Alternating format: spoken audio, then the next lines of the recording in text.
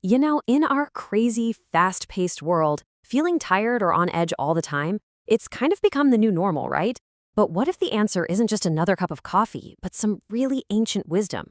Today, we're going to dive into how traditional Chinese medicine, or TCM, looks at the liver. And let me tell you, it's not just an organ. It's seen as the master controller of our energy, both physical and emotional. This isn't about throwing out modern medicine, not at all. It's about adding to it, giving us a wiser path to feeling truly well.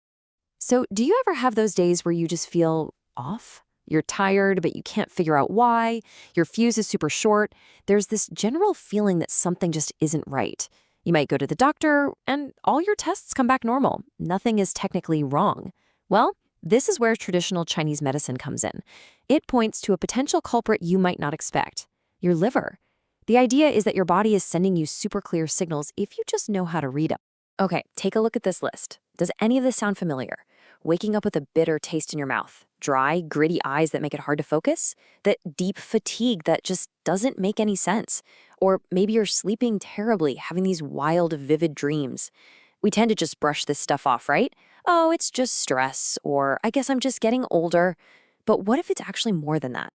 And here's the big shift in thinking. What if it's not just aging? The central idea here is that these aren't random annoyances. They're very specific distress signals. They're clues that your liver is overloaded and is basically asking for a little bit of support. So, the first step, the most important one, is just learning how to listen to what it's trying to tell you. So, in the West, we mostly think of the liver as our body's filter, which it is. But in TCM, its role is so much bigger, so much more dynamic. It's really seen as this unsung hero with three huge jobs that affect literally everything, from how much energy we have to how we handle our emotions. So first up, its role as the master detoxification plant. I want you to imagine a 24/7 workshop that's constantly processing everything you take in, from the food you eat to the air you breathe. When that workshop gets overwhelmed and starts to slow down, you get a toxic backlog. And that stuff has to go somewhere, right? It can show up on your skin as acne or rashes, or it can manifest internally as that constant dragging fatigue and that unexplained irritability. Second, and this is really cool, think of your liver as the body's blood reservoir. In TCM, the belief is that while you're sleeping, your blood actually returns to the liver to get cleaned up and recharged for the next day. Now, if this function is weak, your blood doesn't get fully restored. And the results? Well, you might toss and turn all night, struggling with insomnia, and then wake up feeling tired, maybe even a little dizzy or foggy-headed. And number 3 is a really core concept in TCM. The liver is in charge of the flow of qi. Now, qi is basically your body's vital life force. It's energy. The liver acts like an air traffic controller, making sure this energy flows smoothly to every single part of your body. When the liver gets stressed out, you get energy traffic jams. They call it stagnation. Emotionally, this feels like frustration, feeling stuck, or sudden anger. Physically, it can pop up as digestive problems like bloating. Okay, so if our liver is working this hard for us day in and day out, what are we doing in our modern lives that's making its job so much harder? Let's take a look at 6 really common habits that, according to our source, can directly mess with your liver's ability to do its job.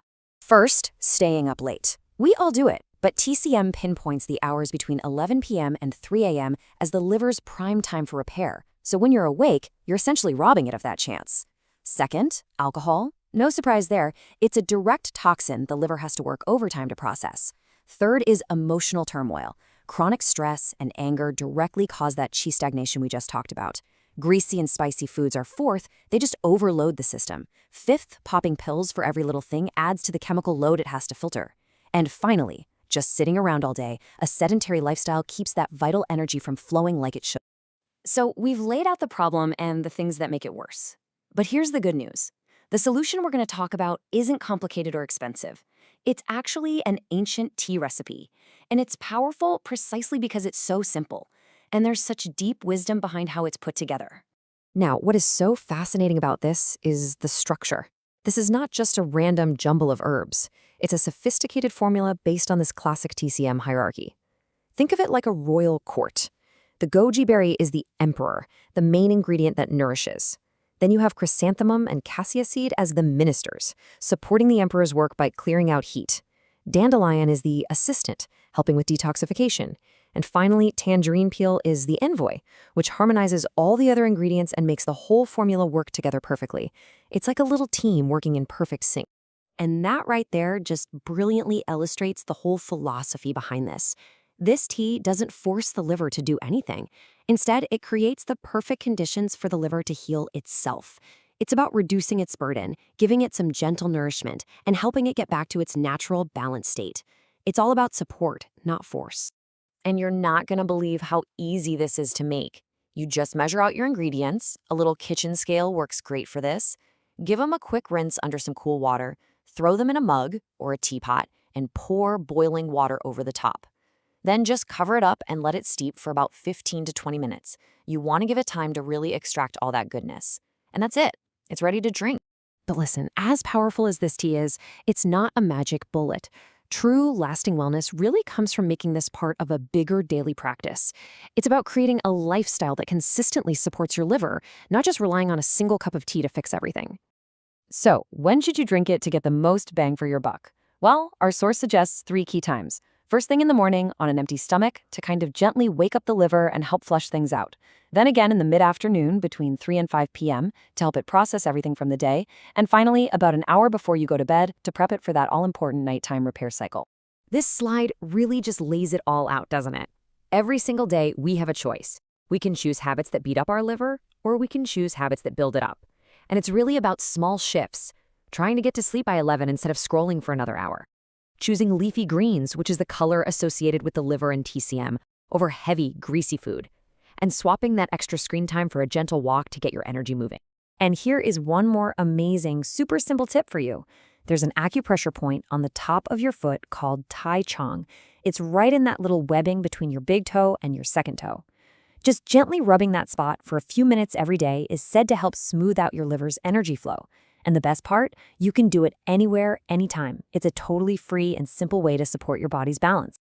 You know, when it comes right down to it, this ancient wisdom reminds us that our health is our greatest asset.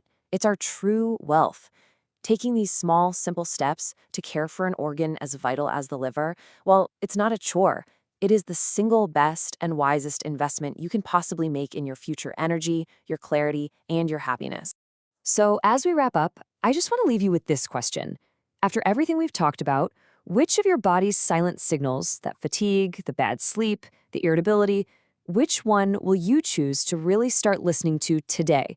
Because taking that one small step, that could be the wisest decision you make. Thanks for joining me for this explainer.